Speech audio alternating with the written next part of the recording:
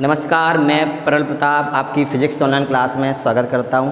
पिछले वीडियो में हम आवेश को पढ़ चुके थे, ठीक है। अब हम देखेंगे कि आवेश कितने प्रकार का होता है, यानी आवेश का प्रकार क्या है, ठीक है। तो आवेश जो हमारा होता है वो हमारा दो प्रकार का होता है। एक होता है हमारा धनावेश और दूसरा हमारा होता है ऋणावेश, ठीक है। तो आवेश जो हमारा है वो दो प्रकार का होता है। पहला होता है धनावेश और दूसरा कौन सा होता है, ऋणावेश। अब बात ये आती है ये किस तरीके के नाम हो गए, धनावेश और ऋणावेश। जैसे बल का मात्रक न्यूटन होता है, कार का मात्रक जूल होता है, इस तरीके के नाम होने चाहिए। लेकिन ये धनावेश ऋणावेश नाम ऐसे क्यों हैं, ठीक है, इनको भी अभी हम देखेंगे। तो पहले हम समझते हैं कि धनावेश क्या है और ऋणावेश क्या है, ठीक है। तो जैसे हमने अभी कंसीडर कर लिया कि हमारे पास दो वस्तुएं हैं, एक वस्तु ए है, एक वस्तु हमारी बी है, और जो दोनों वस्तुएं हैं वो हमारी उदासीन हैं। कैसी हैं? उदासीन।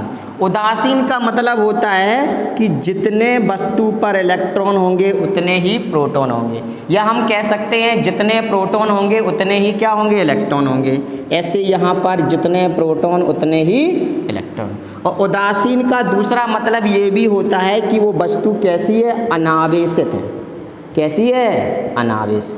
अनावेशित का मतलब कोई आवेश नहीं है, और कोई आवेश नहीं है इसका मतलब ये भी होता है कि जो परिणामी आवेश है वो कितना है, हमारा शून्य है।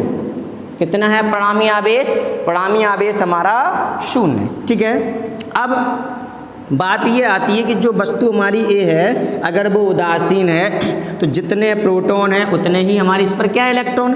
तो हमने ये कंसीडर कर लिया कि हमारे पास प्रोटॉन हैं 15, तो इलेक्ट्रॉन भी कितने होंगे हमारे, 15। ऐसी जो वस्तु हमारी बी है इस पर हमने प्रोटॉन मान लिए कितने, 20, तो इलेक्ट्रॉन भी कितने होंगे हमारे, सीधी सी बात है 20 होंगे, क्योंकि प्रोटॉन इलेक्ट्रॉन कैसे होते हैं, बराबर उदासीन में, ठीक है।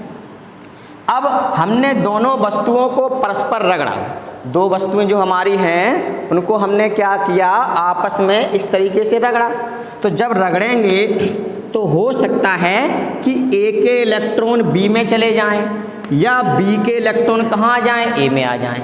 तो अगर ए के इलेक्ट्रॉन बी में जा रहे हैं या बी के ए में आ रहे हैं, ये हमको नहीं पता है, तो इस चीज़ को हम बोलेंगे इलेक्ट्रॉनों का स्थानांतरण। तो अगर अगर हमारे इलेक्ट्रॉन एक वस्तु से दूसरी वस्तु में जा रहे हैं या दूसरी वस्तु से पहली वस्तु में आ रहे हैं, तो इसको बोला जाएगा इलेक्ट्रॉनों का स्थानांतरण। तो हमने अभी फ़िलहाल ये मान लिया कि ए से दो इलेक्ट्रॉन कहाँ चले गए, बी में चले गए। तो जब वस्तु ए से दो इलेक्ट्रॉन बी में चले गए तो अब यहाँ इलेक्ट्रॉन कितने बचेंगे हमारे, 13 बचेंगे, ठीक है। और अगर दो इलेक्ट्रॉन यहाँ पर आ गए तो पहले यहाँ थे 20, अब कितने हो जाएंगे, 22। अब देखते हैं कि जो वस्तु ए है वहाँ प्रोटॉन कितने हैं, 15, इलेक्ट्रॉन कितने हैं, 13। तो दोनों में ज़्यादा कौन है, प्रोटॉन। कितने से ज़्यादा, इलेक्ट्रॉन से, 2 से ज़्यादा है। और प्रोटॉन पर कौन सा आवेश होता है, धनावेश, इसलिए वस्तु ए पर कौन सा आवेश आ जाएगा, धनावेश आ जाएगा। अब बात करना चाहें वस्तु बी की, तो वस्तु बी पर इलेक्ट्रॉन कितने हैं, 22, प्रोटॉन कितने हैं, 20।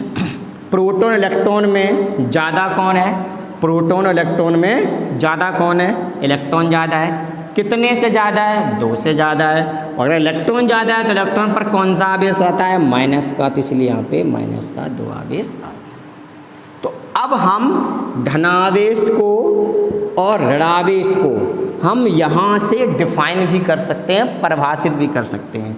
देख कैसे। अच्छा बताइए, वस्तु ए में इलेक्ट्रॉनों की क्या है, देखो कमी है, क्योंकि देखो प्रोटॉन हमारे 15 हैं, इलेक्ट्रॉन कितने हैं, 13 हैं। तो जब इलेक्ट्रॉनों की कमी है तो कौन सा आवेश आया, धनावेश। यानी हम कह सकते हैं कि किसी वस्तु पर इलेक्ट्रॉनों की कमी के कारण जो आवेश आता है उसे हम क्या कहते हैं, धनावेश कहते हैं। क्या कहते हैं, धनावेश, ठीक है। अब बात करना चाहें इसकी वस्तु बी की, तो वस्तु बी में प्रोटॉन कितने हैं 20, इलेक्ट्रॉन कितने हैं 22। प्रोटॉन इलेक्ट्रॉन में ज़्यादा कौन है, इलेक्ट्रॉन ज़्यादा है। कितने से ज़्यादा है, 2 से ज़्यादा, 2, तभी तो हमारा यहाँ पे माइनस का आवेश आया।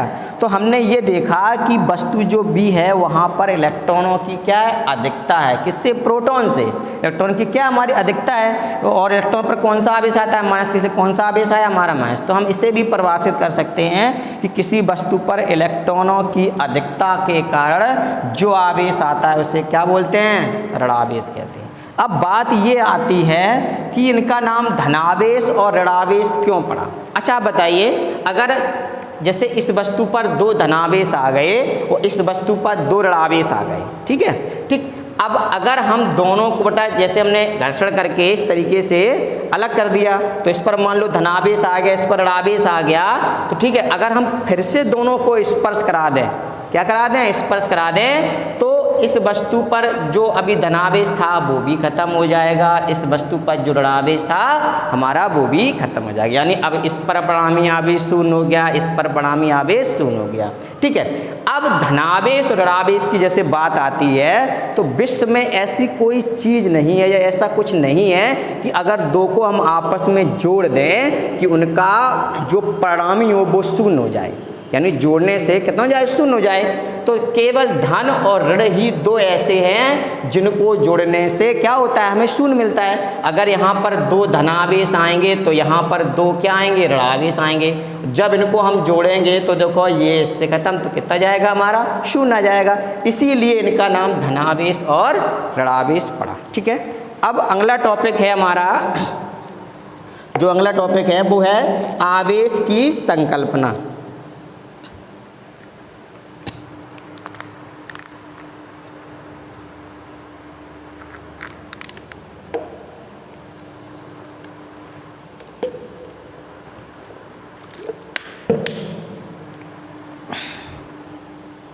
अगला टॉपिक है हमारा आवेश की संकल्पना। इसे बोलते हैं कॉन्सेप्ट ऑफ चार्ज। अगला है हमारा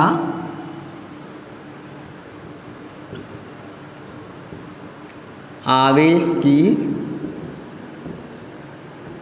संकल्पना। इसे बोलते हैं कॉन्सेप्ट ऑफ चार्ज, ठीक है। अब क्या होता है कॉन्सेप्ट ऑफ चार्ज, इसको देखेंगे हम। चलिए देखते हैं। जैसे सोडियम है हमारा, और जैसे हमने Cl ले लिया, ठीक है। सोडियम में इलेक्ट्रॉन होते हैं 17 सोडियम इलेक्ट्रॉन होते हैं 11, ठीक है। अब इसको हम लिख सकते हैं 2,8 और 1, ठीक है। सोडियम में इलेक्ट्रॉनों की संख्या कितनी है, 11, ठीक है। और इसको हम लिख सकते हैं 2,8, 1, यानी इसका ये इलेक्ट्रॉनिक विन्यास कितना हो गया, 2,8, 1।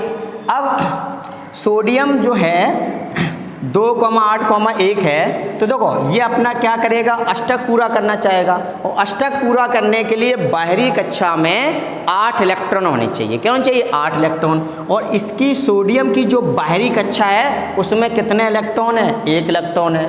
तो इसे 8 बनाने हैं यहाँ पे, यानी इसे 8 इलेक्ट्रॉन, मतलब यहाँ पर 8 इलेक्ट्रॉन होने चाहिए अष्टक पूरा करने के लिए। तो सोडियम के पास देखो अपनी बाहरी कक्षा में 8 इलेक्ट्रॉन के लिए 2 तरीके हैं। पहला तरीका ये है कि ये 1 इलेक्ट्रॉन का अपना दान कर दे, यानी अगर ये 1 इलेक्ट्रॉन को अगर दान कर देता है तो यहाँ बचते हैं 2,8, उसका देखो अष्टक पूरा हो गया।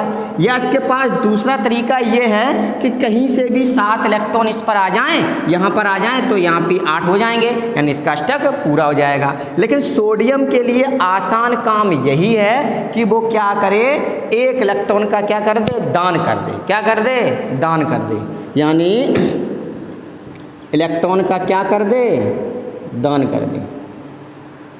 तो जब 1 इलेक्ट्रॉन का दान कर देगा तो हम कह सकते हैं, जब 1 इलेक्ट्रॉन का दान कर देगा तो यहाँ बचेगा कितना, 2,8। ठीक है, तो जब एक इलेक्ट्रॉन यहाँ से चला जाएगा तो यहाँ पर क्या जाएगी, इलेक्ट्रॉन की कमी आ जाएगी। ठीक है, अब देखते हैं हम क्लोरीन यानी Cl। ठीक है, जो क्लोरीन होता है उसमें इलेक्ट्रॉन होते हैं 17 यानी 2,8,7। अब Cl के पास ये तरीका है अपना अष्टक पूरा करने के लिए, या तो एक इलेक्ट्रॉन को यहाँ से कहीं से ये ग्रहण कर ले, क्या कर ले, ग्रहण कर ले, या यहाँ से 7 इलेक्ट्रॉन किसी को दान कर दे। तो इसके लिए आसान काम यही है कि ये क्या करे, एक इलेक्ट्रॉन को क्या कर ले, ग्रहण कर ले। एक इलेक्ट्रॉन को क्या कर ले, ग्रहण कर ले। तो जब ये इलेक्ट्रॉन को ग्रहण कर लेगा तो देखो यहाँ से हो जाएगा 2,8,8। ठीक है, तो इसने कहा क्या किया, इलेक्ट्रॉन को ग्रहण किया। क्या किया, इलेक्ट्रॉन को ग्रहण किया। और इसने क्या किया, इलेक्ट्रॉन का क्या किया, दान किया। क्लियर। तो अब जब इलेक्ट्रॉन यहाँ से चला जाएगा तो यहाँ पर क्या जाएगा, धनावेश। क्या जाएगा यहाँ पे, धनावेश। और यहाँ जब एक इलेक्ट्रॉन ग्रहण कर लेगा, ठीक है, तो इलेक्ट्रॉन की क्या हो जाएगी, अधिकता हो जाएगी। तो यहाँ पर क्या जाएगा हमारा, माइनस का आवेश।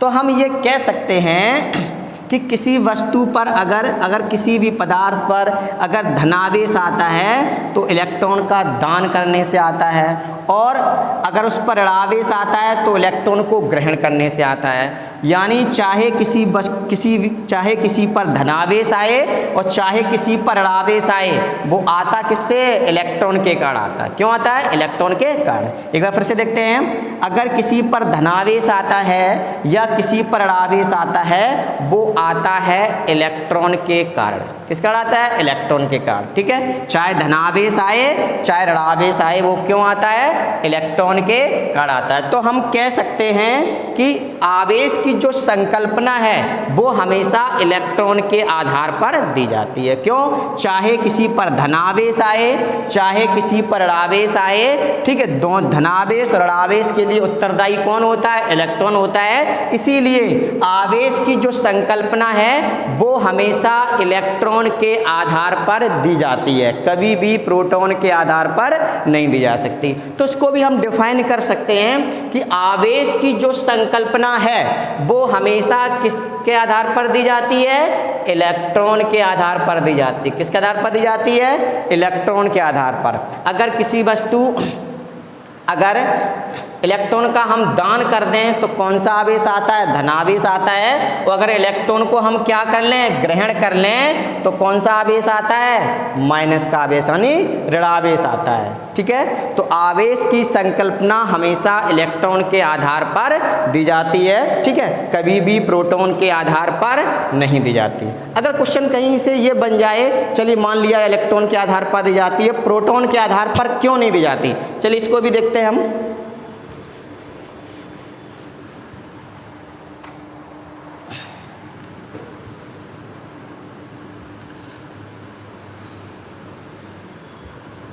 देखिए,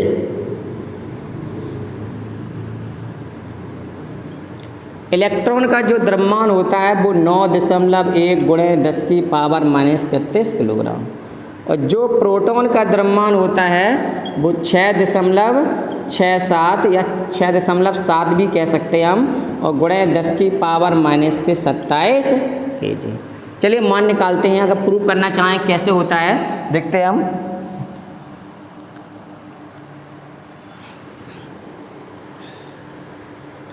MP/Me का मान निकालना है जैसे हमको, तो MP यानी मास ऑफ प्रोटॉन 6.7 × 10⁻⁻27।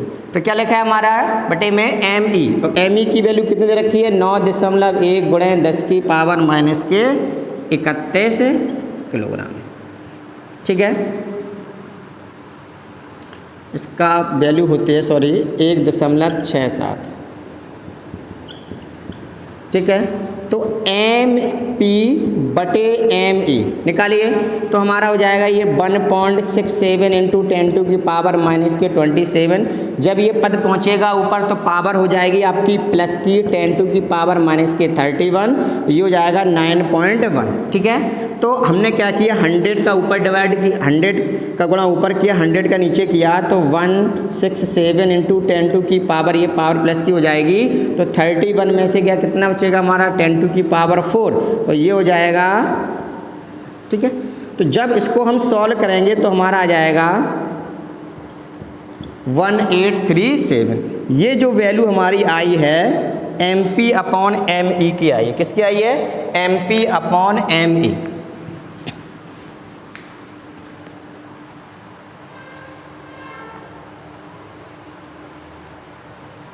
तो देखिए, तो MP बराबर हो जाएगा 1837 ME। तो द्रव्यमान ज़्यादा किसका हुआ, हमारा MP का। तो हम कह सकते हैं कि आवेश की संकल्पना प्रोटॉन के आधार पर इसलिए नहीं दी जाती क्योंकि जो प्रोटॉन है वो इलेक्ट्रॉन से 1837 गुना कैसा है, भारी है, ठीक है। धन्यवाद।